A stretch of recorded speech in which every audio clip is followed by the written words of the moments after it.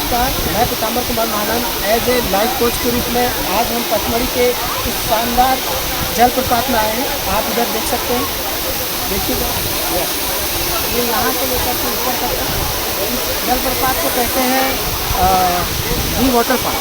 तो दी वाटरफॉल ये बहुत ही फेमस जगह है। हम रायपुर से आए हैं, रायपुर से लगभग ये 8-10 घंटे के रास्ते पे है। देखिए हम जैसे जानते हैं कि ऐसा कुदरती पानी जो आप यहाँ देख रहे हैं, ये जो आप देख रहे हैं ऐसा कुदरती पानी पीने से लोगों की आयु बढ़ती है और इस पानी में क्षारीय गुण होता है।